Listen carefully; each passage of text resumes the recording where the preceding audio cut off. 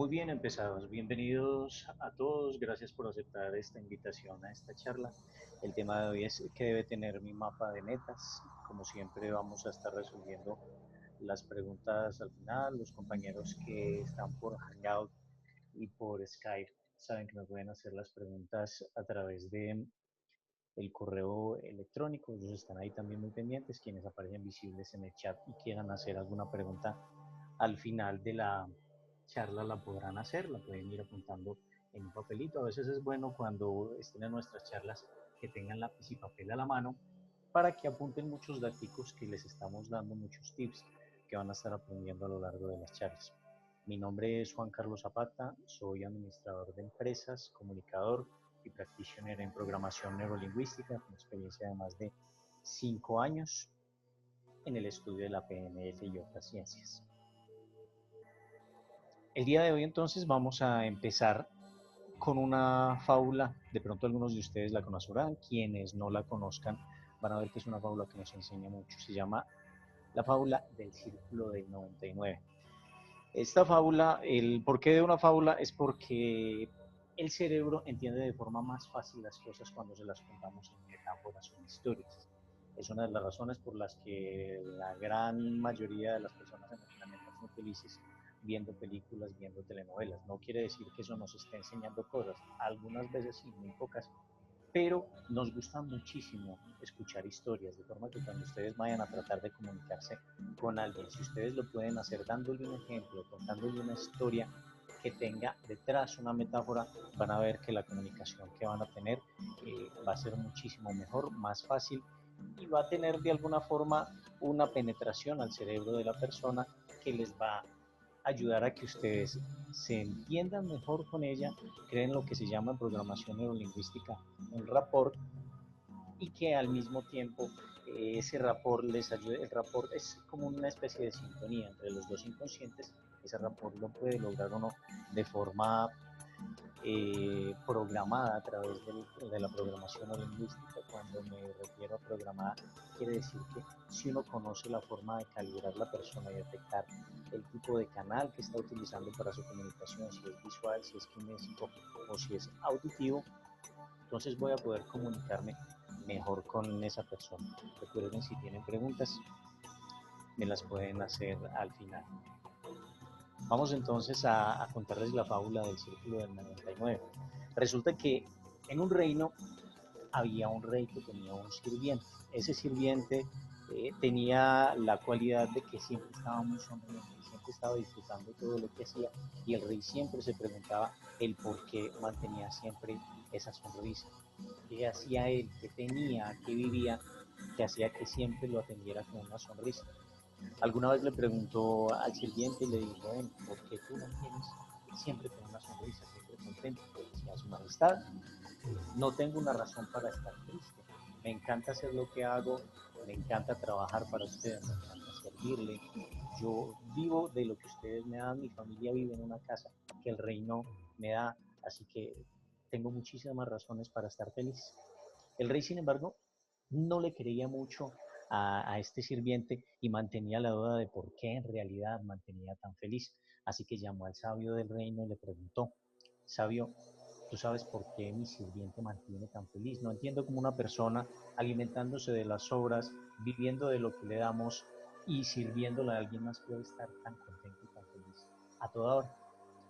El sabio le dijo, sí, su majestad, yo sé por qué exactamente el sirviente mantiene tan feliz. Es porque él no pertenece al círculo del 99. El rey entonces le preguntó, ¿el círculo del 99? ¿Pero qué es el círculo del 99? Y dijo, es un círculo al que nuestro servidor, o su servidor mejor, no pertenece. Dijo, pero ¿cómo puede ser eso? ¿Cómo es que alguien que no pertenece a un círculo puede ser tan feliz? Dijo, sí, su majestad. Si quiere se lo puedo demostrar, pero eso significará que usted va a perder un muy excelente empleado y un muy buen sirviente. Dijo, está bien, sabio.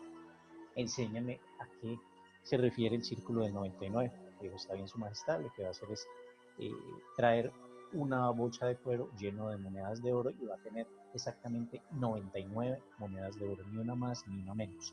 Y lo espero en la noche a las afueras de la casa del sirviente. El rey hizo lo que el sabio le dijo, se encontraron en la noche Él llevaba la bolsa de cuero con las 99 monedas que el sabio le dio. El sabio entonces le dijo, su majestad, vamos a coger esta bolsa de cuero con esas 99 monedas de oro y la vamos a poner en la puerta del sirviente. Pusieron la bolsa de cuero con esas monedas, tocaron a la puerta del sirviente. En la bolsa de cuero decía, este es un regalo para ti, no le digas a nadie cómo lo conseguiste y escrito. Tocaron a la puerta y se escondieron. El sirviente salió y cuando miró hacia el piso vio una bolsa y que fue. La recogió y sintió lo metálico que había adentro, entró a su casa, cerró la puerta, prendió una vela y miró lo que había en la bolsa de cuero. Resultó que se sorprendió porque obviamente no esperaba tener 100 monedas de oro, las alumbraba con su vela y estaba ya feliz y contento, extasiado por lo que tenía, no sabía quién se las había llevado y empezó a hacer de todo con las monedas, a organizarlas de diferente forma, a mirarlas, se asomaba a la ventana, hacía cantidad de cosas y no entendía de dónde venía esa cantidad de dinero que él jamás había tenido. De pronto, entre tantas cosas que hizo, empezó a organizar pequeños montoncitos y así fue creando su primer montoncito de 10 monedas, el segundo, el tercero, el cuarto, el quinto. Cuando llegó al noveno montoncito, el sirviente notó que ahí solamente había 9 monedas de oro. Se empezó a preguntar entonces, ¿pero qué pasa aquí? ¿Por qué hay 99 monedas de oro? Pensó entonces que quizá se había quedado en su ropa, en el piso, buscó por todo el piso, volvió y abrió la puerta, volvió y buscó y no encontraba la moneda por ninguna parte. Se sentó entonces a pensar que el 99 no era un número exacto, que no era normal que tuviera en esa bolsa 99 monedas sino 100. Así que empezó a hacer cuentas de cómo podía él, trabajando, conseguir esa moneda de oro que le faltaba. Cogió lápiz y papel y empezó en voz alta a hacer una cantidad de cálculos y a decir cosas como que, por ejemplo, si él no comía tanto porque podía quedar satisfecho con menos y vendía el resto de la comida, podía empezar a ahorrar. Si usaba menos ropa o si, por ejemplo, vendía la ropa de invierno, podía también tener más plata. Si trabajaba un poco más, también podía tener más dinero para conseguir esa última moneda de oro que necesitaba. Se dio cuenta entonces, haciendo matemáticas, que necesitaría por lo menos unos 7 años para conseguir esa última moneda, para completar las 100. Después de volver a hacer más matemáticas, se dio cuenta que si era muy juicioso, en 3 años podía conseguir esa moneda que le faltaba. De esta forma entonces el sirviente empezó a cambiar su vida porque quería conseguir esa última moneda. Lo que empezó fue a trabajar de una forma diferente, empezó a servirle al rey de una forma diferente y el rey empezó a ver el cambio que tenía. Poco a poco la forma de ser del sirviente cambió tanto que el rey definitivamente quiso preguntarle y le dijo, sirviente, ¿qué te pasa? ¿Por qué has cambiado? Y dijo, no me pasa nada, no me tiene que pasar nada, pero sí has cambiado. Antes venías con una sonrisa y ahora veo que ya no traes esa sonrisa. Y dije, ¿qué quería que hiciera? Quería que fuera acaso su pilar, su bufón, soy su sirviente, es todo lo que soy y es todo lo que voy a hacer. No veo una razón para estar feliz. El rey entonces se quedó pensando las cosas que le había dado el sabio. El sirviente había entrado al círculo del 99. Tal como lo dijo el sabio, el rey terminó después por no soportar al sirviente y ya no trabajó más con él. Se deshizo de ese sirviente y volvió y llamó al sabio. Le dijo, sabio, ha sucedido exactamente lo que tú me habías dicho. El sirviente entró al círculo del 99 y en vez de disfrutar lo que tenía, esas 99 monedas de oro que le hacían un hombre rico, simplemente lo que hizo fue arruinarse el resto de su vida por tratar de conseguir una última moneda. Esa fábula que nos está enseñando a nosotros, que muchas veces estamos dejando de disfrutar las cosas que ya tenemos, que son además una riqueza, por tratar de conseguir algo que es menos, y eso que es mucho menos nos está convirtiendo en unas personas que no solamente no están teniendo una visión de lo que en realidad pueden disfrutar o podemos disfrutar en este momento, sino que está cambiando nuestro entorno y está haciendo que nos volvamos unas personas desdichadas. Ese es el mensaje que trae esta fábula, que muchos de nosotros, si nos ponemos a pensar, olvidamos las cosas que tenemos en la vida, la gente que nos quiere, la salud que tenemos, si la tenemos, y otra cantidad de facultades, de bendiciones, de, de tesoros que simplemente estamos olvidando y estamos dejando de lado por concentrarnos en conseguir esa última moneda de oro. Esta fábula nos ayuda a ilustrar que muchas de las cosas que nosotros queremos, primero son menos de lo que necesitamos y en realidad para poder tener la felicidad podemos no solo lograrla con menos cosas de las que imaginamos, sino que estamos dejando de lado las cosas que podríamos disfrutar mucho. Es muy diferente el volvernos el tipo de personas que simplemente ya estando en una etapa de su vida donde creen tener una falsa seguridad, no buscan más allá, no quieren más allá, no se ponen una meta. Son personas para quienes la resignación es todo y simplemente se resignan a tener lo que tienen. Otros, por el contrario, hacen dos cosas. Primero, no se resignan, que es muy diferente a lo que les estaba explicando. Y lo que vamos a tratar de hacer es crear un mapa de deseos para no resignarnos con lo que tenemos, pero al tiempo disfrutar lo que sí ya tenemos. Aquellas cosas por las que hemos trabajado y por las que hemos luchado, que muchas veces simplemente hemos olvidado. Y es muy común que a veces cuando logramos una meta, después de disfrutarla y es algo que tenemos ahí, por quizá tenerlo o verlo a diario, no estamos volviendo a disfrutar esa alegría que sentimos ese primer día en que logramos esa meta, en que adquirimos eso que teníamos, en que conocimos a esa persona, en que recuperamos nuestra salud o de alguna forma que hicimos que nuestra vida cambiara para bien. Eso no lo debemos olvidar. Empezando entonces ya en forma con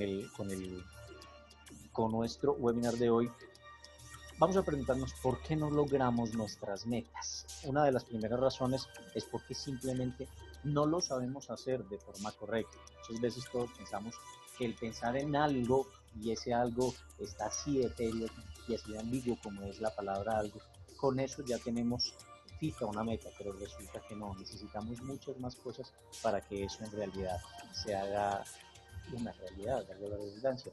La pregunta correcta no es el por qué no sabemos hacerlo de forma correcta, sino porque las personas simplemente no establecen metas, porque a veces no nos tomamos el tiempo de establecer una meta real, una meta que en realidad nos sirva, y como no tenemos el conocimiento, la experiencia, o nunca nadie nos ha dado la oportunidad de decirnos cómo es que se plantea una meta, pues lo vamos a hacer de forma incorrecta y muchas veces nos vamos a desgastar en muchas cosas sin lograr eso que estamos buscando. La importancia de las metas. Si fuimos criados a no tener metas, obviamente no las vamos a tener.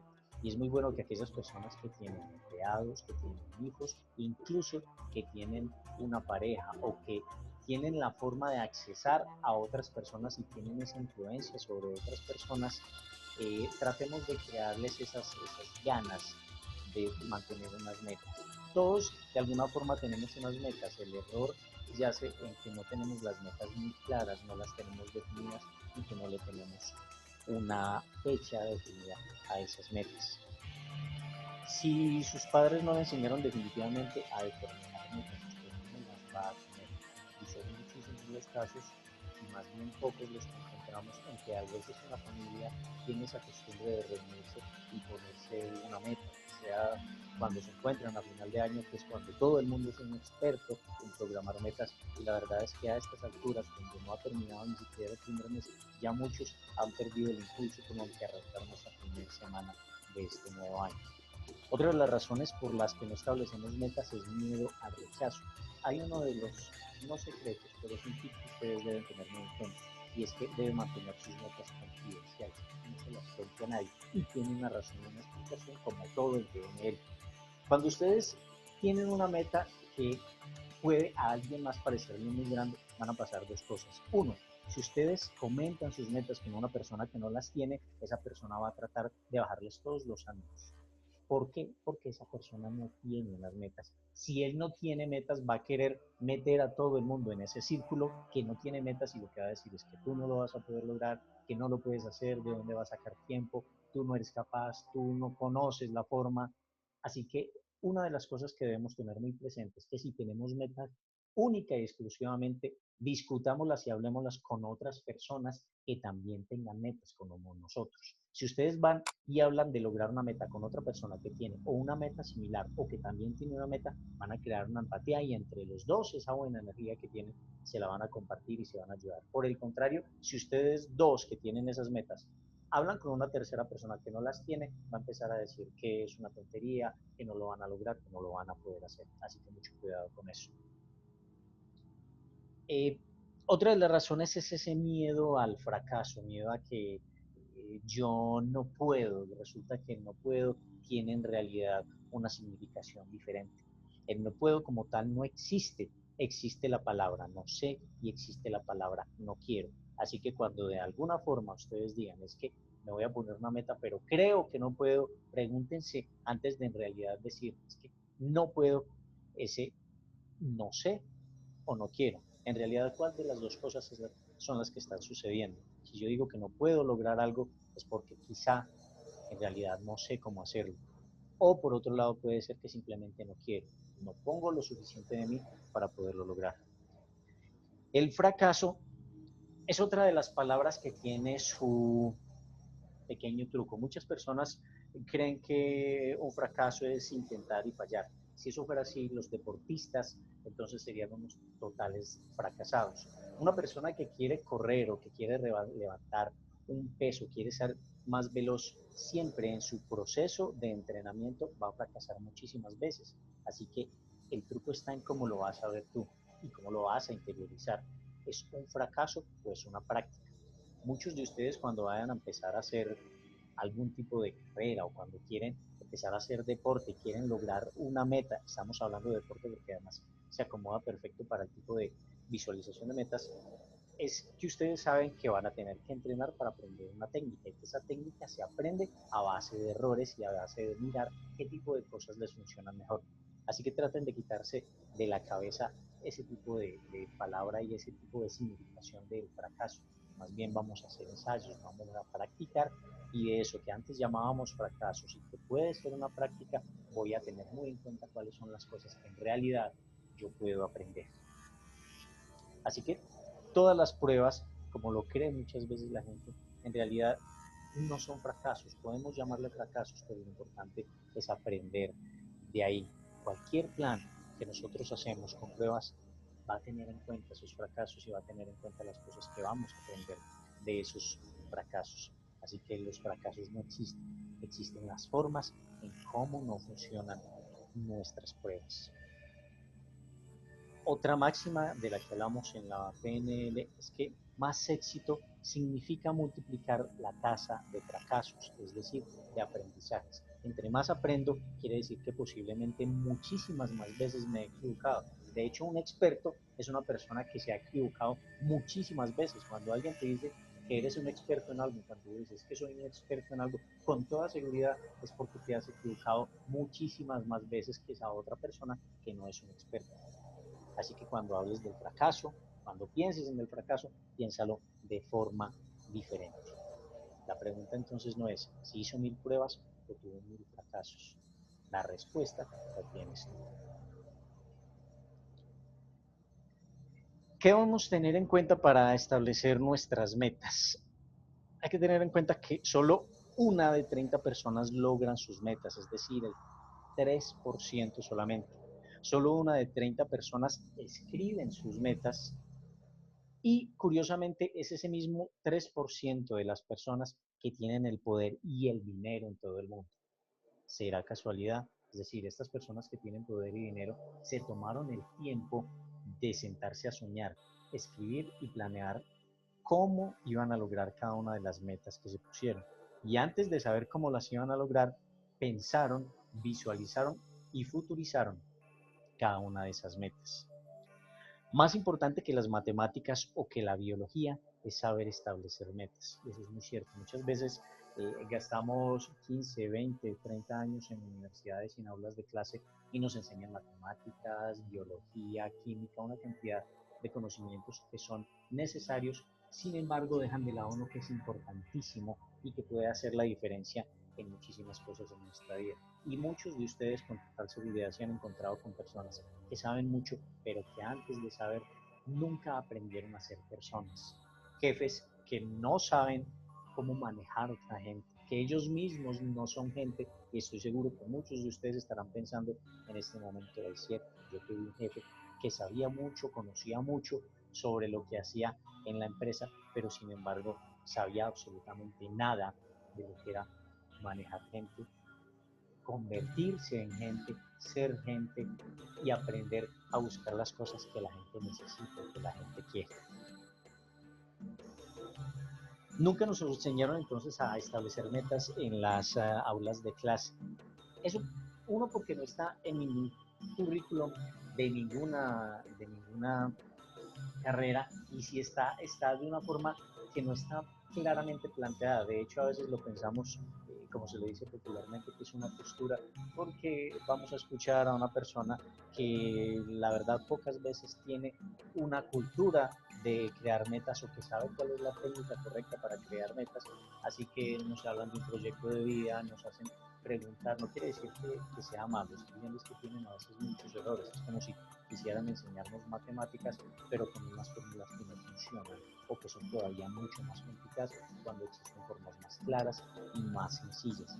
Así que nos toca muchas veces eh, escuchar una cantidad de gente que, a pesar de que nos están haciendo un seguimiento, de que nos están tratando de enseñar algo y de hacernos preguntas, de tratar de internalizar ese tipo de cosas en que nos ponemos a pensar a veces de qué va a ser nuestra vida, pues no lo hacen de la forma correcta y termina porque nuestra inteligencia emocional, que es el nombre de nuestra página web, es mucho menor que la inteligencia intelectual.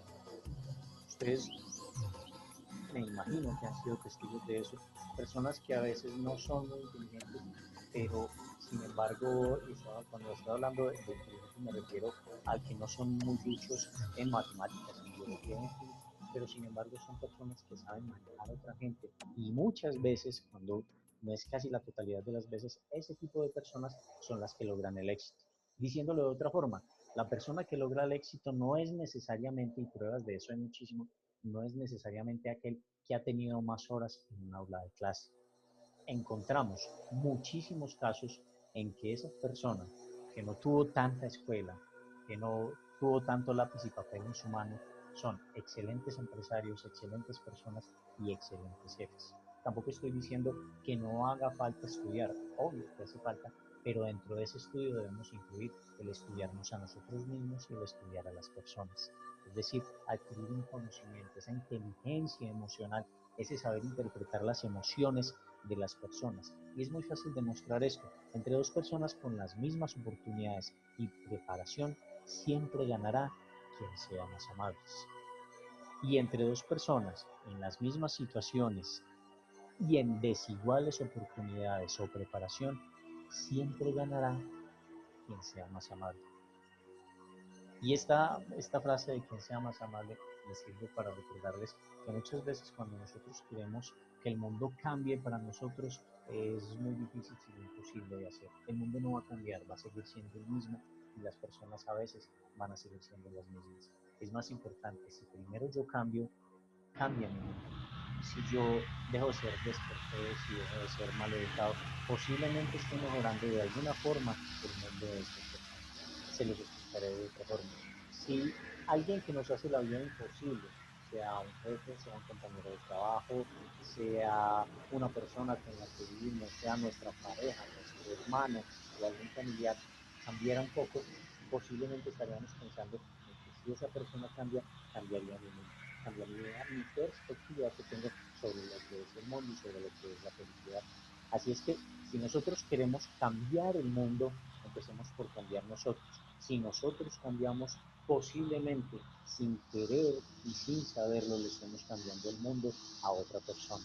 El hacernos más corteses, más educados, más buena gente, buena persona, llámenlo como quiera, pero el que nosotros cambiemos un poco, el que demos las gracias, el que demos un abrazo, el que en realidad expresemos el cariño que le tenemos a las personas que son importantes en nuestra vida, puede hacer una diferencia muy, pero muy grande. Tres cosas necesarias para tener éxito con nuestras metas. Uno, decida exactamente qué quiere.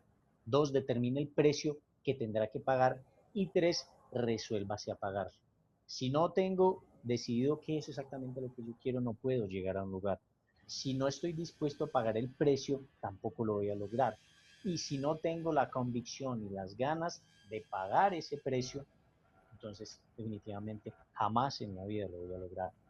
Si me decido a qué es exactamente lo que yo quiero, para el caso de un deportista, debe tener siempre meta o debe tener como meta cuál es el tiempo que desea realizar, cuál es el peso que desea mover, qué tan veloz quiere ser o cualquiera que sea ese deporte va a tener siempre algo, tiene que ver con tiempo, tiene que ver con peso, tiene que ver con velocidad, tiene que ver con que haga algo.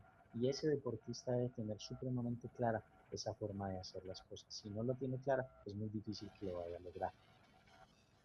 Segundo, para determinar ese precio que ustedes tienen que pagar, deben calcular qué tanto van a tener que fracasar, lo que hablábamos ahora, que van a ser unos ensayos. Es decir, un deportista cuando se prepara para una competencia sabe que muchas veces en ese proceso va a fracasar, pero entonces no es un fracaso, es un ensayo y es un entrenamiento y va a depurar su técnica de forma que al final, cuando llegue ese día de la competencia, va a lograr romper ese récord, que es a final de cuentas la meta que esa persona tiene. Es que el fracaso, y hago muchísimo énfasis en eso, el fracaso no es perder, es aprender de él lo que necesitamos. Cuando no aprendemos de un fracaso, ahí sí lo podemos llamar realmente como un fracaso. Por último, resuélvase a pagarlo. Decía qué tiempo y esfuerzo necesita para usted lograrlo. Ese mundo del que hablábamos ahorita y que nosotros queremos cambiar, es imposible de que lo cambiemos nosotros solos. Sin embargo, si yo cambio, va a cambiar mi mundo. Si yo hago que mi entorno tenga una acción subsecuente con lo que yo hice, entonces voy a lograr cambiar mi mundo. Me explico, si ustedes todos los días se ven con X de persona y simplemente pasan de largo cuando pasan a su lado, en el momento en que ustedes se acostumbren a darle un saludo, a darle gracias, van a ser de cierta forma mejor el mundo para esa persona. A eso es a lo que me refiero cuando digo, si queremos cambiar el mundo, primero tenemos que cambiar nosotros. Después, si nosotros hemos cambiado, casi con toda seguridad, ese mundo irá cambiando. Mecanismos de fracaso. Tenemos muchísimos mecanismos de fracaso. Uno de ellos es la zona de confort, la que les mencionaba hace un rato. Y es que cuando nosotros definitivamente no tenemos un anhelo, no tenemos un sueño y estamos eh, clavados en un solo lugar y no queremos pasar de ahí, pues definitivamente nos vamos a quedar, porque es una zona de confort, es una zona de comodidad que nos hace sentir bien porque no tenemos aspiraciones, no queremos llegar más allá, no queremos dar un paso más adelante y eso castra definitivamente las ganas de hacer las cosas. Ese sistema de zona de confort se activa automáticamente y se activa automáticamente uno porque no lo sabemos, otro porque alguien cierra nuestras perspectivas y esa persona tampoco tiene metas. Esto se traduce directamente a lo que les hablaba hace un rato. Nunca nos enseñaron la cultura de establecer metas de forma correcta porque tampoco lo sabían, así que no debemos culpar a nuestros padres o a nuestros profesores porque no aprendimos eso de forma correcta. Otra razón es que hacerlo sencillo y evitar esfuerzos es lo que va a buscar nuestro cerebro, porque busca gastar la menor cantidad de energía por sobrevivencia y eso está guardado muy profundo dentro de nuestro cerebro límbico, que es el que toma las acciones. Cuando entrenamos, nuestro cuerpo se prepara para una tarea igual o mayor. Cuando dejamos de entrenar, nuestro cuerpo va a perder absolutamente todas esas capacidades que estábamos adquiriendo de alguna forma. El por qué nuestro cerebro busca siempre hacer las cosas más sencillas es porque él siempre va a estar tratando de buscar energía para sobrevivir o para tener una reacción que en inglés se llama fight and flight, o sea, pelear y volar, para el caso en español sería como pelear o correr. El cerebro de nosotros tiene una impronta grabada que nos dice, siempre debo tener la mayor cantidad de energía para que, si en un momento dado necesito pelear o necesito huir, pueda hacerlo. Así que nosotros tenemos que tratar de crear un ancla que nos haga cambiar un poquito esa impronta y que nos quite esa pereza que a veces mantenemos y que no nos deja hacer las cosas que en realidad queremos. Hacer solo lo divertido tiene que ver mucho con hacerlo sencillo y evitar esfuerzo, que cuando hacemos solamente lo divertido, nuestro cerebro nos recompensa, es decir, llena nuestro cerebro con dopamina y por esa razón, por esa sobrevivencia en la que él necesita mantener una cantidad de energía X para poder pelear o salir corriendo, es que va surgiendo entre nosotros esa pereza y esas ganas de siempre hacer lo sencillo y evitar los esfuerzos. Si ustedes buscan qué es la dopamina, aunque ya lo hemos explicado en otras charlas y está dentro del curso y lo explicaremos en otras charlas, es un neurotransmisor que está muy ligado a nuestro cerebro con lo que es el sistema de recompensa. Cuando nosotros comemos, nuestro cerebro nos recompensa. Primero, hace o detecta que nuestro organismo necesita energía, a veces no la necesitamos, pero ya estamos nosotros muy, entre comillas, adictos a esa dopamina. Entonces lo que hace nuestro cerebro es que nos manda los neurotransmisores que se producen en que sentimos hambre. Después de que comemos, sentimos esa dopamina regando nuestro cerebro y nos sentimos bien. Cuando tenemos o queremos hacer cambios en nuestros hábitos alimenticios, hay muchas formas de combatirlo. Uno de ellos es eso, tratar de cambiar esa ancla, tratar de cambiar los virus mentales. Voy a hacer un paréntesis aquí para explicar eso, pero son una cantidad de virus mentales que nos han metido también sin saberlo nuestros padres, nuestra familia, nuestros amigos. Cosas como, por ejemplo, decirle a un niño cuando está pequeño, este gordito tan lindo, es crearle un virus mental y la explicación tiene que ver en que el niño está recibiendo un mensaje que le está diciendo, si estoy gordo, me veo bonito, estoy bien si estoy gordo. Quiere decir que mi cerebro, el cerebro del niño, va a guardar la impronta de que para él sentirse bien, tiene que estar gordo. Y de ahí se van desencadenando una cantidad de cosas. Y así hay, pero muchísimos virus mentales que nosotros vamos creando. Las penas con pan son buenas, también nos crean ese tipo de reacciones, porque después, cuando tenemos una pena, aunque no lo sabemos, muy en el fondo de nuestro cerebro hay una impronta que dice, recuerda que el pan te ayuda a que tus penas sean buenas, es decir, que tus penas las vas a acompañar con pan en el momento que las tengas. Eso hace que la persona tenga una desesperación por comer cuando sus ánimos están bajos o cuando tiene una depresión y obviamente eso va a tener una consecuencia después que va a ser la subida de peso. Así que la forma de combatir eso en PNL tiene unas técnicas muy claras, pero las vamos a explicar en, en otras charlas. Por el momento, si ustedes tienen hijos, sobrinos, alumnos, empleados, traten de cambiar ese tipo de virus mentales y decir, qué gordito tan lindo, no, simplemente qué niño tan lindo. Si de pronto el niño ya está un poquito pasado de peso, digámoslo también, qué niño tan lindo. Algunas veces y algunos conferencistas de PNL tienen la costumbre de llamar a todas las personas que van a sus conferencias como flacos. De hecho, mi profesora tiene la persona con la que yo estudié en programación neurolingüística, que es representante en Colombia de John Grinder, uno de los co-creadores de la programación neurolingüística, tiene esa costumbre. Siempre cuando ella está dando una charla le dice a todo el mundo, flacos, flacas, hagamos esto, hagamos lo otro. Porque es muy común que la gran cantidad de personas que van a las charlas de PNL, muchos de ellos dentro de sus metas están perder una cierta cantidad de kilos y el estar repitiendo eso, hola flaco, hola flaca, vamos a hacer que de alguna forma ese virus mental que nos implantaron desde muy pequeños empiece a cambiar un poquito. Existen además otras terapias a través de relajación guiada, a través de creación de anclas, en la que nosotros vamos a cambiar esa dopamina que quiere nuestro cerebro cuando comemos por una cantidad mucho menor de dopamina, es decir, que nos sintamos satisfechos con satisfechos con la mitad de la comida normal y eso hace que nuestro cuerpo y que nuestro cerebro empiece a reaccionar de forma diferente y así nuestro cerebro va a enviar menos señales de que necesita comida y cuando comamos menos de lo que generalmente comíamos, ya estamos recibiendo esa dopamina y ese sistema de recompensa va a estar cambiando y nos va a ayudar a que perdamos peso. Lo vemos después en otra charla. Mecanismos de éxito.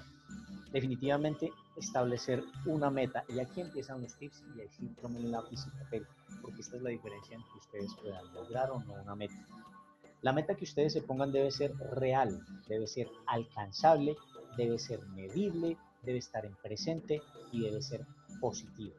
¿Por qué? Porque una meta no es el tipo de cosas de quiero más, me gustaría algo, debo saber exactamente qué es lo que yo necesito, porque si no, no puedo llegar a, a simplemente conseguirla. O un deportista no puede decir, quiero llegar a correr los 100 metros en algo más de 15 segundos, de 12 segundos. Siempre va a tener un récord que romper y para el caso de las metas es como si nosotros de alguna forma tuviéramos un récord, tuviéramos algo que alcanzar. Tenemos esa meta, pero tiene que ser muy claro y tiene que ser real. No crean que si ustedes van a crear un mapa de metas donde dice quiero ganar $1.000.000 en un mes, pues obviamente lo que va a hacer el cerebro es, me estás mintiendo, eso no te lo creo, a pesar de que nuestro consciente es totalmente literal, no tiene sentido del humor y entiende el tiempo de forma diferente como nuestro consciente lo entiende.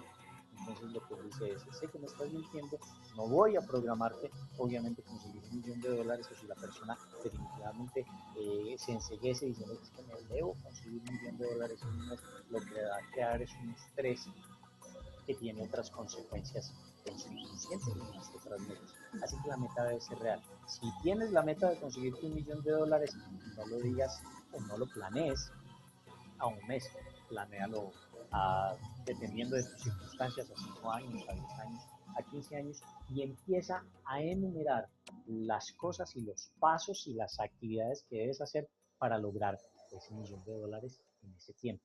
Vas a ver que con el tiempo no solamente creas un sistema de desarrollo de metas, sino que para tu inconsciente va a ser más fácil ayudarte a conseguir. Y cuando hablo de que tu inconsciente te ayuda a conseguirlo, como siempre en PNL, no estamos hablando de magia, no estamos hablando de religión. Si tienes esa creencia de la religión, cualquiera que sea la creencia que tengas, excelente, y eso te puede ayudar a duplicar y triplicar tus resultados en tus metas. Si eres del tipo de personas que dices, voy a ponerme esta meta y sé que con la bendición de Dios lo voy a lograr, créeme, eso te va a ayudar más. Si por el contrario eres una persona que no tiene ningún tipo de creencia, igual te va a servir. ¿Y te va a servir por qué? Porque aparte de que tengas esa creencia o no, tu cerebro está creando una serie de circuitos. Esos circuitos es una sinapsis entre varias neuronas. Cuando varias neuronas, que son las que integran nuestro cerebro, eh, se unen, crean esa sinapsis y crean un circuito, crean un programa y ese programa va a tener un nombre que tú quieras. No sé, encontrar una nueva pareja, tener una meta de ventas X en mi empresa, lograr terminar mi carrera, hacer un cambio en mi vida, en fin, esas metas que tienes tú definidas van a quedarse con un programa. Ese programa, cuando tú lo logras crear directamente en tu inconsciente, lo que va a hacer tu inconsciente después de que recibe y después de que se ha decretado esa meta en él, es que él va a ayudarte a conseguir. El cómo no tiene que ver con magia. Va a ser que, por ejemplo, si esa meta que necesitas conseguir te pide que tú tengas que madrugar más, tu cerebro se va a programar para que todos los días a la misma hora te despiertes y te despiertes con muchas ganas de trabajar. ¿De dónde puedes tú probar que esto es verdad? Muchas veces cuando algo que a ti te importa muchísimo hace que tengas que madrugar, por poner un ejemplo, te vas de vacaciones, pero tienes que salir muy madrugado, tú sales feliz y sales contento. ¿Por qué? Porque en tu cerebro ya grabaste algo que te va a dar una recompensa, que tiene algo que te gusta, ya grabaste esa impronta, me voy de vacaciones, me voy a disfrutar y mañana debo madrugar y sé que lo voy a disfrutar. Entonces mira los componentes que tiene. Grabaste esa impronta en tu cerebro, ese programa, esa sinapsis que además es visible al microscopio, o sea, ese programa que tú tienes allá, esas neuronas que crearon ese circuito porque se unieron por ese comando que tú le creaste, esa programación, son totalmente visibles en el microscopio.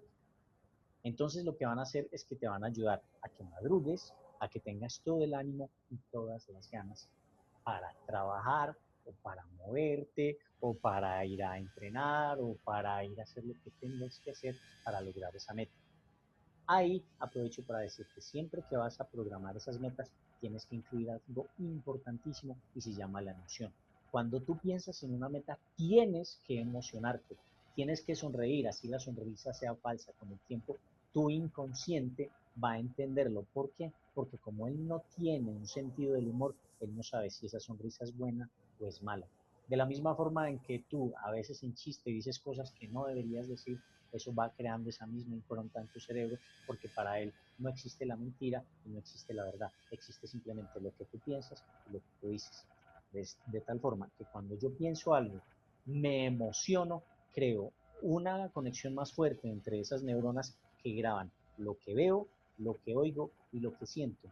Y ese recuerdo o esa orden se va a quedar o se va a grabar a fuego, por decirlo así, entre comillas, en mi cerebro cuando tengo una emoción.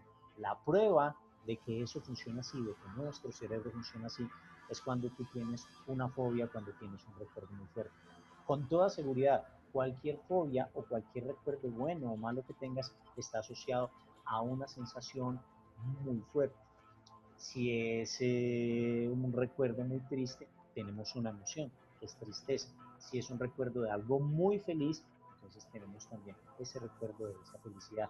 Cuando nuestras neuronas logran crear ese tipo de programa gracias a que uno, has decretado de forma correcta tu meta, de que te has emocionado, es decir, has tenido una sensación que es importante, has tenido una sensación que es fuerte, entonces él crea ese programa, esa orden allá, y después lo que hace es que te ayuda a reaccionar. Como decíamos ahora, vas a madrugar, vas a trabajar con más ganas y vas a trabajar con más empeño. Así que tiene toda la lógica del mundo. Y como te decía, no tiene que ver con magia. Si tienes la creencia, si eres una persona muy religiosa, dices, con la bendición de Dios, mi Señor, si todo esto lo voy a lograr, entonces ten la seguridad que eso te va a ayudar a conseguirlo y te va a potencializar la realización de esas metas. Estoy seguro que este tipo de cosas nunca, jamás te lo hayan explicado en una clase en la universidad. Son un tipo de cosas que no nos enseñan allá. No estoy criticando las universidades que de hecho dentro de unos años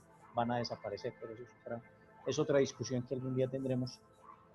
Pero lo que estoy diciendo es que se centraron mucho en el conocimiento como tal y dejaron a veces de lado el conocimiento de cada uno de nosotros, el conocimiento interno que debemos tener. Ejemplo es que ninguno de nosotros sabe hasta que lo aprende o le hacen el test o estudia PNL o de alguna forma se da cuenta cuál es el canal que la persona tiene como preferido, cuál es la dominancia cerebral, el por qué yo soy tan bueno en matemáticas y mi hermana es tan mala en matemáticas, pero ella dibuja tan bonito y yo no soy capaz de dibujar ni un solo mamarracho. Eso tiene una explicación a nivel cerebral, es la forma en cómo nuestro cerebro maneja la información y maneja cierto tipo de información. Entonces, en programación neurolingüística hacemos una diferenciación de 4 tipos de personas. 2 que piensan un poco más con el lado izquierdo de su cerebro y otros 2 que piensan más con su lado derecho de su cerebro, aunque en las últimas investigaciones a nivel psicológico y con mediciones que hacen con las personas, eh, se sabe que si bien nuestra parte izquierda es la encargada de los procesos lógicos y de las matemáticas, y nuestra parte derecha, estoy hablando del cerebro, se encarga de manejar lo que son las emociones, también se sabe que esa división entre 4 tipos de personas no significa necesariamente, les voy a hacer un dibujo aquí para que me lo entiendan, no significa necesariamente que las personas piensen única y exclusivamente con esa parte del cerebro. Es decir, estos son nuestros lóbulos derecho e izquierdo. Algunas personas piensan más con un lado del cerebro y otras con el otro lado. Como les decía, no quieren decir necesariamente que entonces cuando tenemos una persona con dominancia azul, única y exclusivamente utilice esta parte de su cerebro. Él en realidad utiliza todo su cerebro, pero vamos a tener una tendencia a pensar, a actuar y a manejar mejor la información si se la pintamos a la persona o si se la describimos con las características que debe tener alguien que tiene, por ejemplo, una dominancia azul. Estas son las dominancias amarillas, esta es la dominancia roja, que son las personas que son más kinésicas, y esta es la dominancia verde. Les digo, después vamos a hacer otra charla donde vamos a tratar de hacer el test y donde cada uno de ustedes se va a dar cuenta de cuál es la dominancia que tienen a nivel cerebral, y muchas veces no tenemos ni idea ni qué es eso ni cómo lo hacemos. Medible, nuestra meta tiene que ser medible para que nuestro cerebro pueda pensar de una forma correcta en cómo va a ayudarnos a lograr eso. Si vieron el video que les publiqué esta semana en el Facebook, que les envié al correo, el ejemplo que daba, que es un ejemplo que nos ilustra perfectamente, es la del queso y el ratón. Si yo quiero cazar un ratón o si yo quiero animar a un ratón a que haga algo, le voy a ofrecer queso. Obviamente voy a pensar en una pequeña, cuando estoy hablando de queso estoy siendo libre. Yo quiero alimentar a un ratón o quiero hacer que un ratón haga algo y le ofrezco una X cantidad de queso que generalmente es pequeña. Cuando nosotros ponemos dentro de nuestro mapa de metas, yo quiero más dinero para nuestro cerebro, es lo mismo que cuando decimos al ratón le voy a dar queso, y ese queso no lo pensamos como media tonelada de queso o como 2 kilos de queso, sino como un pedazo de queso. Quiere decir, nuestro cerebro sabe que para cazar ese ratón necesitamos una pequeña cantidad de queso. De la misma forma, cuando nosotros le decimos a nuestro cerebro, quiero más dinero, para él una pequeña cantidad de queso sería el equivalente a una pequeña cantidad de dinero. Así que para nuestro cerebro, más $1 sería el equivalente a lograr esa meta. Por eso nuestras metas tienen que ser medibles, y si le vamos a decir a nuestro cerebro, mi meta para el próximo mes es ganar X cantidad de dinero, tengo que decirle exactamente cuál es la cantidad de dinero, porque si no, ese sistema de recompensa, toda esa programación que vamos a estar haciendo a través de nuestros decretos y de nuestro lenguaje, lo que va a hacer es poner una cantidad de cosas a trabajar para que vaya y se gane $1 más, porque para el cerebro $1 más es simplemente ese más dinero que le estamos diciendo, y no $3.000, $2.000, $5.000. Ya cada uno lo resolverá por aparte. En presente, esa es otra cosa que deben tener muy en cuenta. Cuando ustedes escriban sus metas, tienen que estar en presente y en un proceso de que ya está algo que viene para ustedes, o que ya está en camino algo que viene para ustedes. No pueden pensar en dentro de tanto tiempo voy a querer algo. Es decir, deben siempre decir, estoy en proceso de ganar $5.000 mensuales. Porque el estar en proceso ya es decirle a tu cerebro inconsciente que estás empezando a trabajar para eso. Si tú no lo haces, si tú no pones las metas en presente, si tú pones algún día voy a hacer, quiere decir que tu cerebro inconsciente no va a grabar esa orden, porque estás hablando de algún día. Ese algún día puede ser dentro de 10 años, y esos 10 años puede que estén muy lejos o muy cerca para tu inconsciente, porque para él es lo mismo. Si deben tener siempre muy claro el que cuando ustedes crean una meta, cuando ustedes hacen ese listado, ese presente debe estar muy claro dentro del tipo de frases que ustedes utilicen para programar su inconsciente. Es decir, las palabras que deben utilizar es estoy en camino de, estoy en proceso de, estoy ganando tanto, acabo de empezar el proceso de, para que él entienda que en realidad estás trabajando por eso y no que es algún día, porque siempre se va a quedar en algún día, algún día, algún día, y para él eso no es una medida de tiempo que entienda bien. Lo otro es que debe ser positivo. Cuando hablamos de positivo es que si, por ejemplo, ustedes quieren dejar de fumar, el no quiero dejar de fumar no les sirve, Uno, porque el cerebro entiende la palabra no de una forma diferente. Cuando hablo de una forma diferente, es que si yo les digo no piensen en un carro azul, lo primero que se les viene a la mente es un carro azul, a pesar de que les dije que no pensaran en un carro azul. De hecho, lo que ven es la imagen del carro azul y no las palabras carro azul escritas en letra Arial de 12 puntos, porque nuestro cerebro piensa en imágenes, no en palabras. Así es que debemos escribirlas para que dentro de nuestro inconsciente se dé el proceso mental de que haga una conversión entre esas palabras que estamos escribiendo y entre esa imagen que estamos creando en nuestro cerebro, para además apoyarla después en ese listado de metas con una imagen que debe tener un modelo de precisión que ya les voy a explicar en un segundo. Deben tener en cuenta además que esas metas que ustedes van a crear, que son reales, alcanzables, medibles y presentes, positivas, tienen que tener algo que se llama ecología. Ecología en programación neurolingüística no tiene que ver con pájaros y con árboles, tiene que ver con las cosas que te rodean. Y esas cosas que te rodean quiere decir con las personas y el entorno que tienes en tu cotidianidad.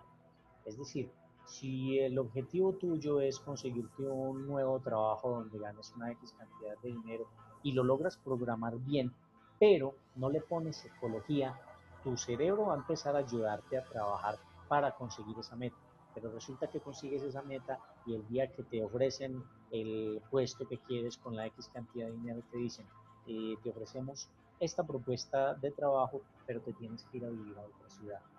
Eso está rompiendo con tu ecología porque muy posiblemente te vas a tener que apartar de las personas que quieres, de las cosas que te gustan, de los ambientes que te gustan por lograr esa otra meta. Es decir, estás logrando una meta, pero por otro lado estás creando un desequilibrio con tu ecología. Así es que debes pensar, si tu objetivo es conseguirme otro empleo en otra ciudad y en tal ciudad, excelente, ponlo dentro de tu ecología y dentro de tu meta. Pero si tu meta es seguir estando en el mismo lugar donde estás, pero cambiar algunas otras circunstancias, debes describirlo claramente porque si no, con toda seguridad tu cerebro no va a guardar esa orden para poder ayudarte a lograr. Energía positiva. Me imagino, me emociono y actúo. Ahí estamos involucrando los tres cerebros, lo que se llama el cerebro triuno. Y es que cuando yo me imagino, estoy pensando con mi cerebro córtex. Cuando yo me emociono, estoy pensando con mi cerebro límbico y cuando actúo, estoy pensando con mi cerebro reptiliano. Nuestro cerebro, que tiene una cantidad de divisiones, y no quiere decir que para algunas cosas utilice un pedacito, no, sino que es que de alguna forma crea como unos subsistemas que sirven para X cantidad de cosas. Es decir, así como nosotros tenemos una parte de nuestro cerebro que inconscientemente maneja nuestros latidos del corazón, nuestra respiración, nuestros actos reflejos, que de hecho son manejados por la espina dorsal o por el sistema nervioso que hay adentro más bien. Entonces, también tenemos otros circuitos, otra especie de subprogramas que lo que hacen es trabajar en conjunción para que imaginemos, otros para que nos emocionemos y otros para que actuemos. De hecho, esta es una representación gráfica de ese cerebro triuno.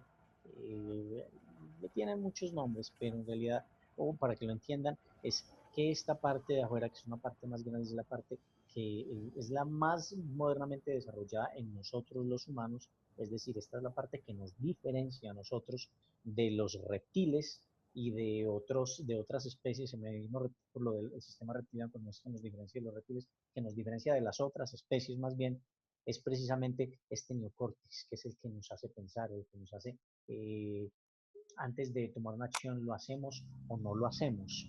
Ese sistema límbico es el que hace que nosotros nos emocionemos, que sintamos alegría, que sintamos tristeza, que sintamos miedo. Y como les digo, son otros subsistemas dentro de nuestro cerebro los que lo hacen y muy en el fondo está nuestro sistema reptiliano, que es el que se encarga de actuar. De hecho, quienes conozcan algo de neuromarketing, esto no les va a ser para nada extraño.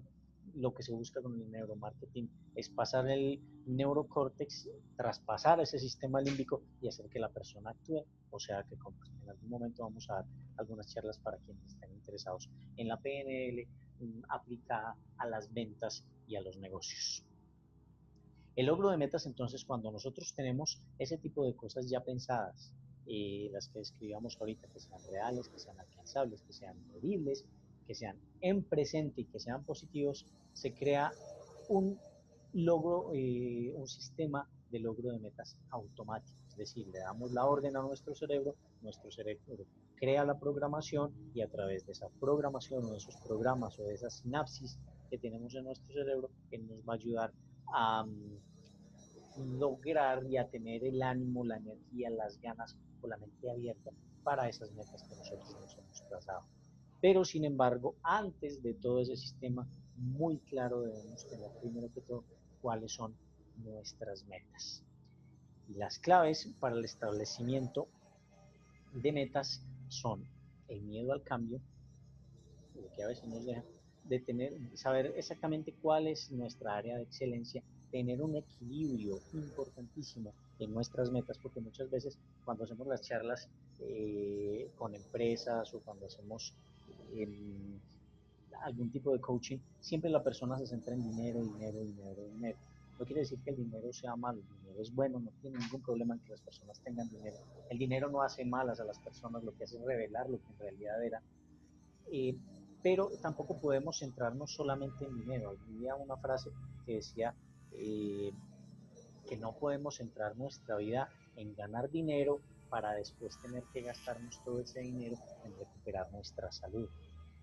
A veces descuidamos nuestra salud por ganar dinero y lo que resultamos haciendo es que perdemos nuestra salud y al final todo ese dinero que alcanzamos a ganar lo resultamos invirtiendo después en tratar de recuperar una salud que ya o por la edad o por la situación no vamos a poder recuperar. Así es que tenemos que tener un equilibrio y ese equilibrio no solamente nos está hablando de salud y dinero, son en realidad 10 aspectos de tu vida que tienen que tener ese equilibrio para poder tener de una forma correcta nuestro mapa de metas.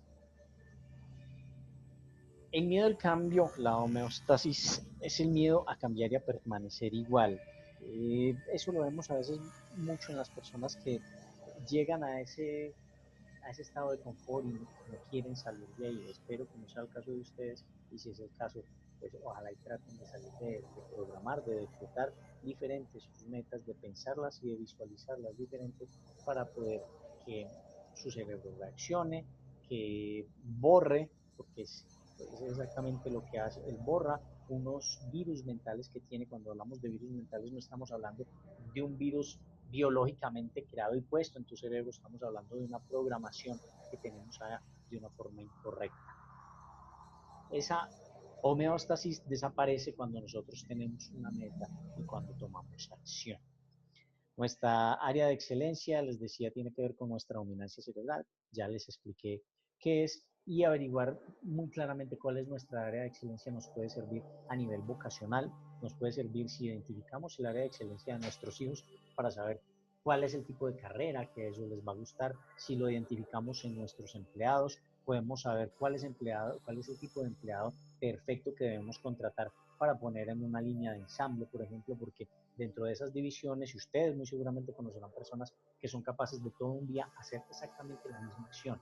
Esas que son personas verdes o azules, después les explicaré cómo, son personas que son ideales para contratar en ese tipo de empresas. Si por el contrario, yo en lugar de un verde o un azul, según las dominancias cerebrales, lo que hago es contratar una persona de dominancia amarilla, con toda seguridad esa persona en menos de un mes les va a estar renunciando, porque una persona amarilla es una persona muy creativa, así que lo que va a estar pensando después de 2 o 3 días de trabajar ahí, que van a ser una pesadilla, es cómo mejoran ese proceso, cómo hacer para que no tengan que repetir siempre las mismas cosas que están haciendo, mientras que una persona de dominancia cerebral azul lo que va a hacer es perfeccionar esa forma de hacer ese movimiento repetitivo que hace todo el día.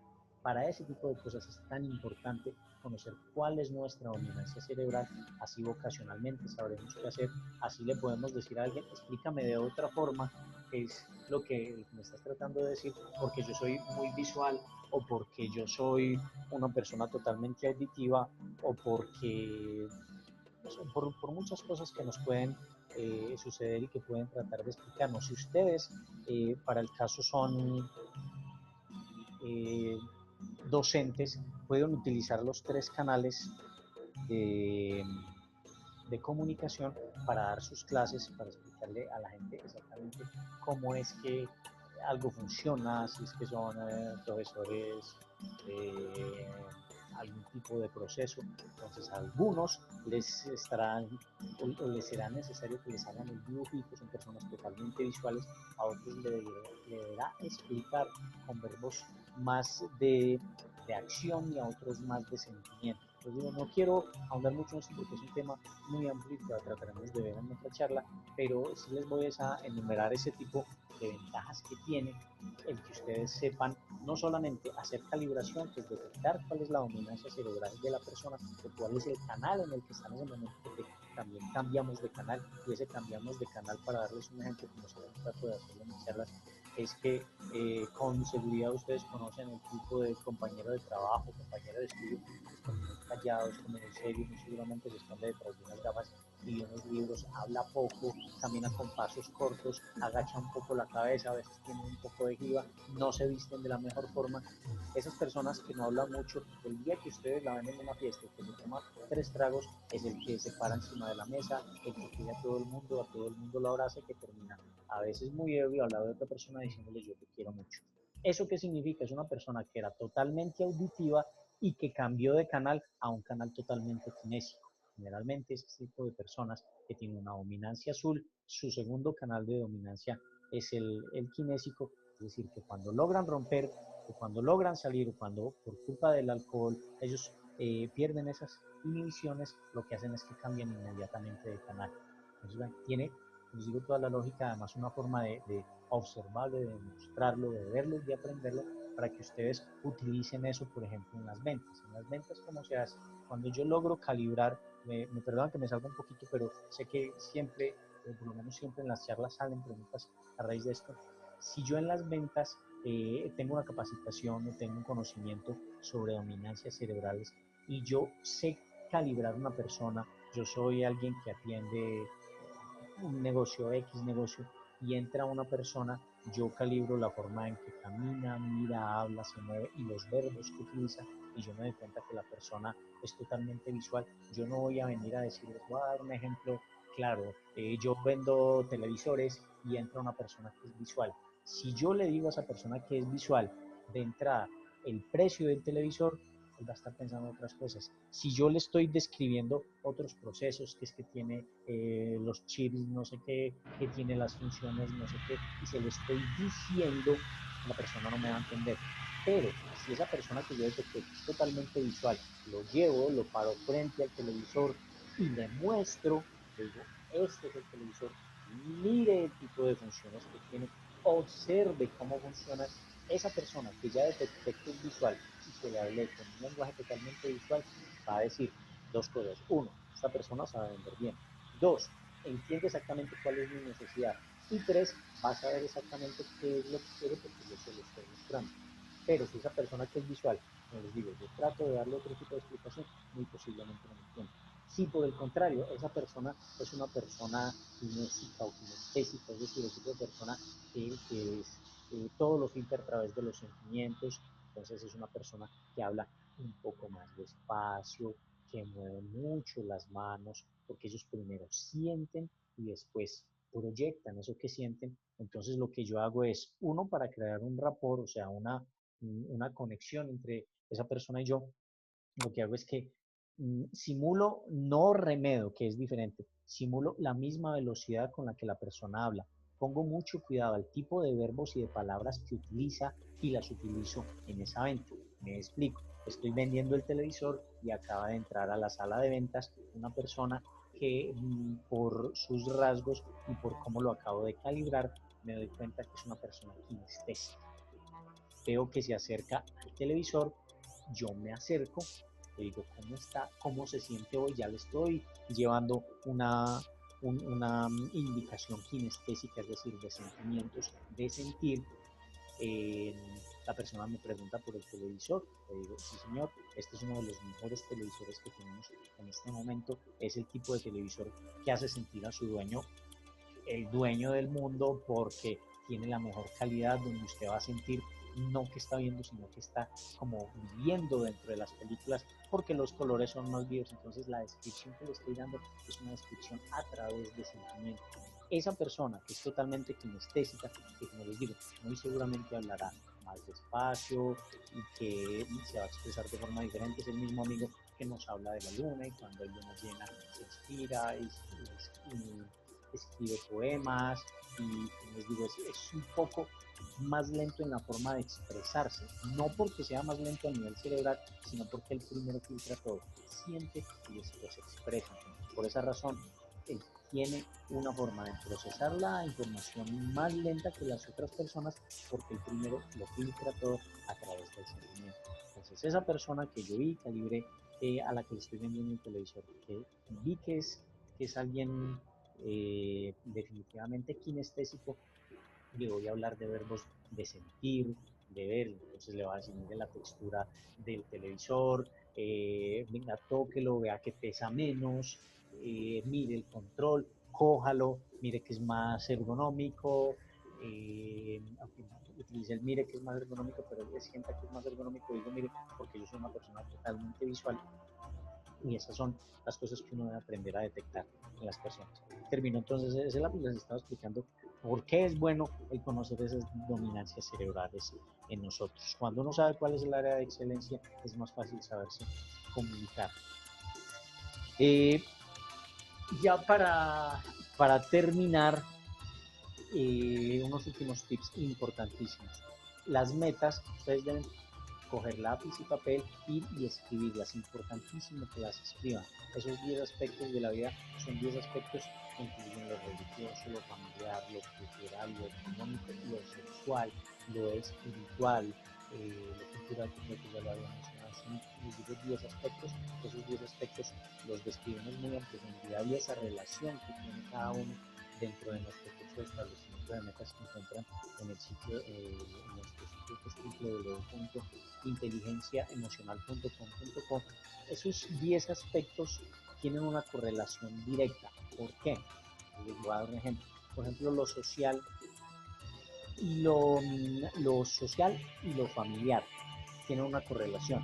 El tipo de personas que es muy social, es decir, la niña o el muchacho que es feliz saliendo a fiestas y que tiene una cantidad de amigos, la gran mayoría de las veces tiene un desequilibrio con las cosas familiares. Es decir, como no comparte mucho con su familia y comparte más con sus amigos, es decir, su parte social está desequilibrada en comparación con su parte familiar, muy posiblemente mantengan esos problemas. Y es un problema con el que se cruzan los muchachos en la edad entre los 15 a los 20 años, que están en la época fiestera, en la que son más sociales que familiares.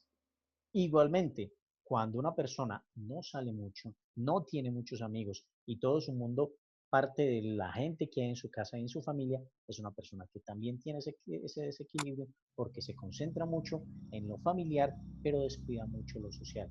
De esa misma forma y así similar como les hago esta comparación, es que esos 10 aspectos de la vida tienen que tener una meta. De hecho, el ejercicio que nosotros hacemos cuando dictamos la charla o para empresas o cuando ya es presencial, es que siempre le pedimos a las personas que dicen inicialmente, hacemos que ellos mismos digan que les faltan muchísimas cosas. Cuando los sentamos a que busquen 10 metas en cada uno de esos 10 aspectos, es decir, 100, acuérdense del círculo del 99, empiezan a llenarlos, nunca nadie ha llenado las 100 metas, de verdad, la verdad es que es muy difícil, pero se empiezan a dar cuenta que necesitan menos cosas de las que en realidad necesitan, que es cierto que una de las que más pesa es el dinero, es muy real y es un deseo muy común entre todas las personas, pero entonces, ¿cómo ese dinero que yo quiero ganar, que yo quiero recibir, va a cambiar mi vida? Si ese dinero se me va a convertir en un problema, le estoy poniendo una mala ecología.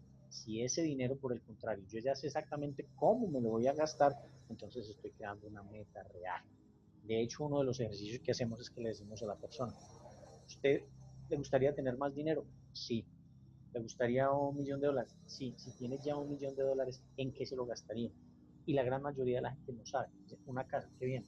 ¿Cuánto cuesta esa casa? No, no sé, una casa, ¿qué tiene esa casa? ¿Tiene cuántos pisos? ¿Tiene cuántas habitaciones? ¿Cómo son las paredes? ¿De qué color tiene una tina, tiene un baño grande, tiene una cocina. Entonces vemos que las personas tienen algunas cosas que les gustarían, pero nunca se han sentado a definir. Y eso es lo que necesita nuestro cerebro, porque él no puede pensar en cosas etéreas. Cuando piensa en cosas etéreas, es que en el caso del ratón no te ayuda a conseguir el pedacito de la tonelada de queso, sino un pedacito de queso pequeño, porque para él queso es simplemente queso.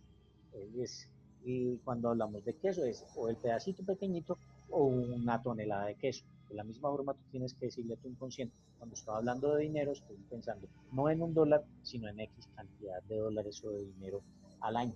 Y además ese dinero me lo quiero gastar en esto, en una casa que tiene estas características, en un auto que tiene estas características, en unas vacaciones que tienen estas características, voy a gastarme dinero con esta persona de esta forma, y lo han imaginado, se han emocionado y por ende han empezado ya a actuar a lograr eso que quieren. De hecho es un ejercicio muy divertido y es uno de los que más gusta en nuestras charlas cuando hacemos las relajaciones para visualizar esas cosas que queremos. La persona sale después de que despierta de un trance, si es que estamos haciendo algún tipo de hipnosis leve, pero ya en la que le ponemos a que se imagine sus vacaciones, desde el día en que sale, cuando se sube en el avión, cuando aterriza, qué es lo que va a conocer.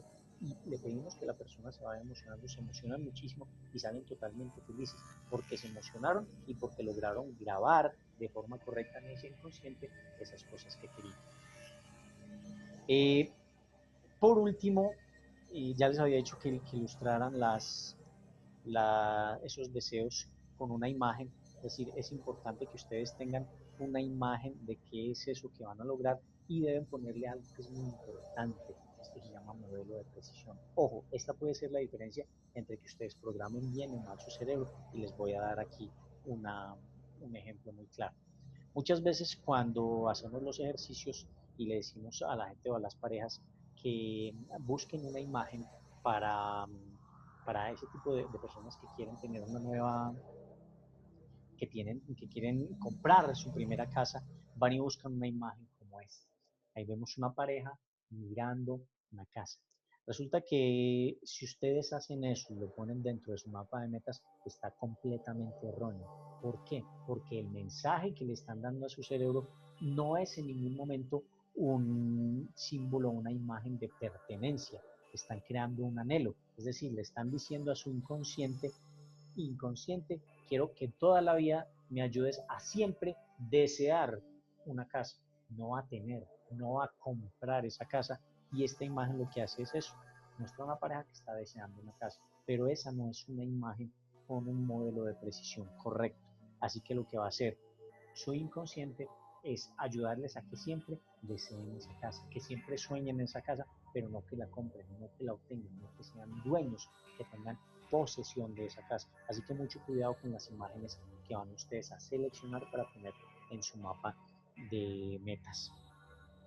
Esta, por ejemplo, es una imagen correcta para ese tipo de cosas. Vemos a una pareja que, uno, está celebrando, dos, acaba de llevar todas sus cosas a su nueva casa, están juntos y están felices. Ese tipo de mensajes los entiende de forma mejor nuestro cerebro y es muy diferente a la pareja que anhela, porque recuerden que nuestro inconsciente es totalmente literal. Si yo le digo inconsciente, quiero esta imagen, quiero lograr esto, entonces quiero desear siempre. Por el contrario, si yo le digo inconsciente, quiero esto, es decir, esta pareja, entonces eso es lo que nos va a llevar. Incluso ustedes se sorprenderían, y son muchos los testimonios que hemos visto, que las personas que hacen este tipo de ejercicio, que tienen su mapa de metas, su listado de metas, su mandala de equilibrio, como lo quieran llamar, después de un tiempo van y miran esas imágenes que tenían y resultan que encuentran coincidencias como, por ejemplo, de esta pareja, que el piso de la imagen que aparece ahí es el mismo piso que tienen en la casa. Y son cosas que no se dan cuenta, pero cuando se ponen a analizarlo, después van y encuentran esa correlación, o que las paredes tienen el mismo color, o que de alguna forma aquí que vemos 1, 2, 3, 4, 5, 6 libros, son, no sé, los 6 libros favoritos de Melqueo, son 6 libros y álbumes de fotos que se llevaron para esa nueva casa. Cosas como esas ocurren constantemente en las charlas cuando nosotros damos este taller. Terminamos así entonces nuestra charla de hoy y ya saben, muy importante, qué es lo que necesitamos tener, qué es lo que debe tener nuestro mapa de deseos. Les voy a abrir, no sé si alguien tiene alguna pregunta, me pueden decir por aquí, por el chat, los que aparecen ocultos, también pueden hablar por ahí, que nos están visibles, pues simplemente me piden audio, yo les hago el audio y me hacen la pregunta.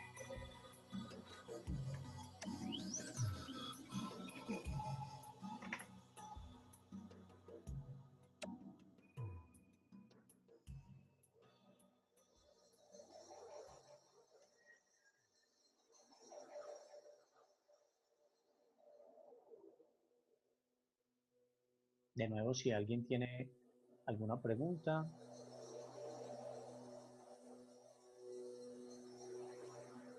los escucho.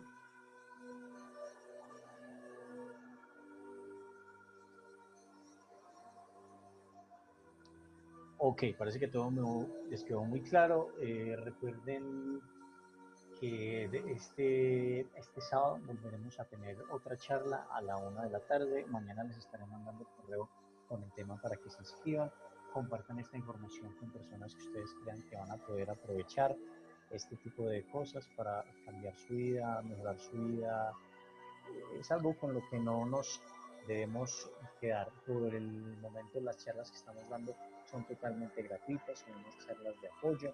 Después ya estas charlas van a tener un valor, así que aprovechenlas, les digo, busquen mucha de la información, no se queden solamente con lo que yo les digo, en otras palabras, no me crean, busquen en internet, encuentran, esa es la biblioteca de Alejandría de hoy en día, y ustedes van a poder encontrar no solamente apoyo, sino sustento absolutamente a todo lo que yo les digo a ustedes. Las cosas que yo les enseño, que trato de enseñarles, las he experimentado, las he vivido, las he observado, las he analizado, porque todo en la programación neurolingüística, de hecho, es un método científico, el observar y el vigilar, un método científico aceptado por la psicología, por cualquier otra ciencia, en la que nosotros podemos validar esa información y esas cosas que yo les digo.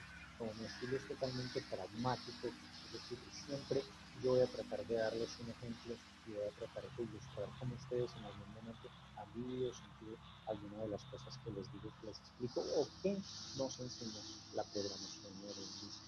Tengo mi creencia, soy religioso, pero sin embargo, a diferencia de otras personas que también enseñan la PNL, no me gusta meterme mucho con la religión de las personas, trato de verla mucho por el lado científico, por el lado práctico, por el lado pragmático, sin por eso dejar aparte las cosas religiosas, que como les digo, cuando ustedes tienen esa creencia religiosa, eso les va a ayudar y les va a catapultar esos deseos, esas metas o esas cosas que ustedes estén planeando para su vida. Me despido de ustedes, nos vemos en otra charla, ya pondremos a renderizar la grabación de esta charla. Si para repetir la charla, quienes no hayan estado o quienes apenas acaban de conectarse, recuerden que todas las charlas quedan disponibles al adquirir el curso de establecimiento de metas con programación neurolingüística, que ustedes pueden encontrar en nuestro sitio www.inteligenciaemocional.com. Como no podemos mandarles un mensaje cada que tenemos una actividad, les recomendamos siempre seguirnos en nuestro Facebook, que es facebook.com/web inteligencia emocional. Nos siguen a través del Facebook y por ahí van a recibir todas las noticias, algunos fragmentos de grabaciones de otras charlas, invitaciones a otros eventos, a veces promociones que hacemos sobre nuestra membresía para que tomen los cursos o descargas de audios binaurales o audios subliminales. Vamos a tener también unas charlas muy interesantes sobre los audios subliminales y los audios binaurales, que son diferentes, tienen en el fondo son medio parecidos, pero sí tienen unas diferencias grandes. Vamos a hablar también en otras charlas sobre las dominancias cerebrales, ustedes van a aprender a identificarlas. No es más entonces por hoy. Gracias a todos por su asistencia. Se cuidan mucho y nos vemos en una próxima charla. Hasta luego.